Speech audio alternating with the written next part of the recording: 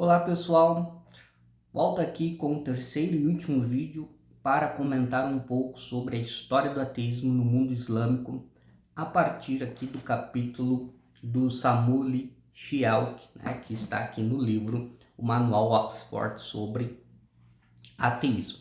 Neste terceiro e último vídeo eu gostaria de falar um pouco sobre a questão do ateísmo na história contemporânea do mundo islâmico, ou seja, este início do século XXI.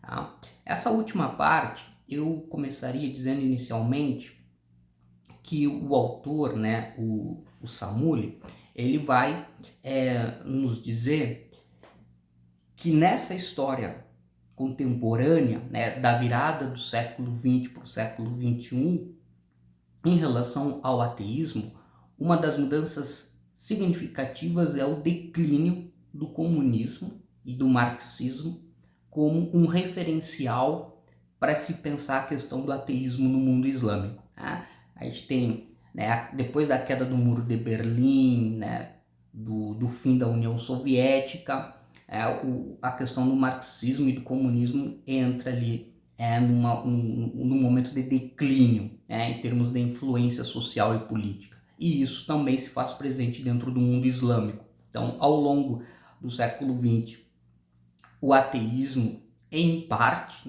estava identificado com a questão do marxismo e do comunismo, também no mundo islâmico, e não só, mas também no mundo islâmico, e isso perde força quando a gente tem esses acontecimentos no final do século XX. Mas isso não significa que a questão da descrença religiosa ela não continue presente nas sociedades islâmicas. O autor diz que continua, e inclusive com radicalização de posições.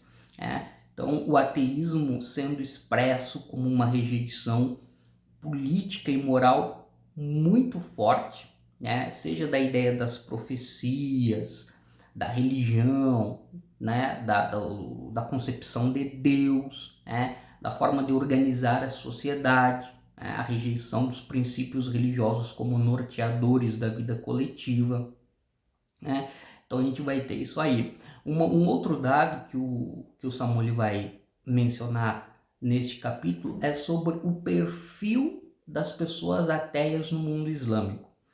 E nesse sentido, o perfil ele é muito próximo daquilo que eu já encontrei em outros textos referentes à população ateia em países ocidentais, que é basicamente o seguinte, qual é o perfil? Pessoas de classe média, que têm um nível educacional, uma educação formal elevada, geralmente são pessoas que têm profissões liberais, funcionários públicos, jornalistas, advogados, enfim. Então a gente vai encontrar nas sociedades islâmicas um pouco esse o perfil das pessoas ateias. Um outro ponto que ele menciona aqui é uma polêmica, que envolve a identidade muçulmana. Então, dentro dos grupos ateístas de origem islâmica, existe este tensionamento. E ele, inclusive, fala sobre dois grupos. Esse tensionamento ele gira em torno da ideia de rejeitar de uma forma hostil a identidade muçulmana, a matriz, e aí não apenas do ponto de vista religioso, mas cultural, social, etc., ou tentar repensar essas referências. Então ele vai falar, por exemplo, que existem indivíduos e grupos ateístas de origem muçulmana na Europa, que têm manifestado uma posição de hostilidade em relação a tudo aquilo que diz respeito ao Islã. E a partir daí há um desejo de reforma do mundo islâmico que se dá a partir de alianças políticas com uma direita religiosa e nacionalista anti-islâmica na Europa. Então, assim, é muito forte, né, esse posicionamento, né? O ateísmo acaba levando a um caminho de rejeição ao Islã de uma maneira tal que essas pessoas acabam se aproximando de grupos anti-islâmicos no mundo europeu. E um caso aqui é a Ayan Hirsch Abi, que hoje em dia nem mais é ateia, mas durante a época que ela era ateia, eu li o livro dela, Herege, ali fica muito claro, ela tem toda uma história até traumática, né, porque ela teve a questão da mutilação genital quando ela era criança, e por iniciativa da avó, isso aconteceu com ela.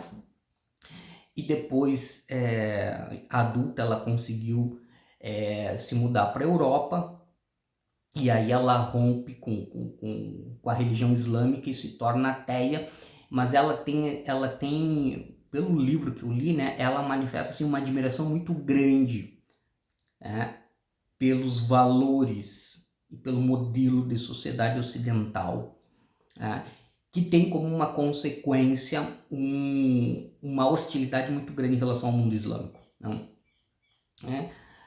Só que isso, com o passar do tempo, né, fez com que ela desse um outro passo. Esses posicionamentos políticos, né, foram se tornando cada vez mais conservadores, a ponto de levar ela a romper com o ateísmo e passar a se identificar como cristã, que ela entende como uma religião superior ao Islã, e uma religião civilizatória, né?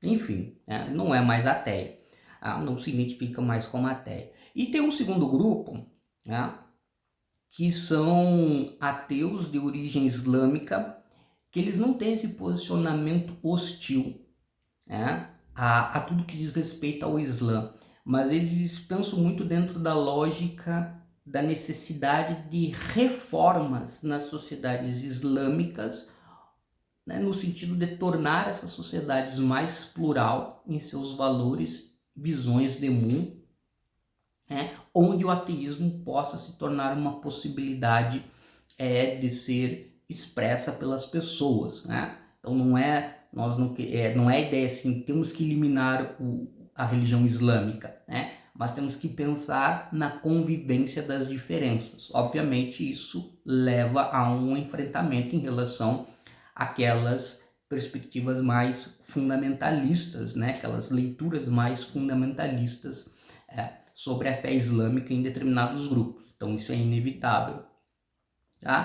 Uma outra coisa que o Samuli vai mencionar aqui, e que, enfim, nós até temos um certo conhecimento, que o ateísmo é algo bastante estigmatizado e rejeitado no mundo islâmico.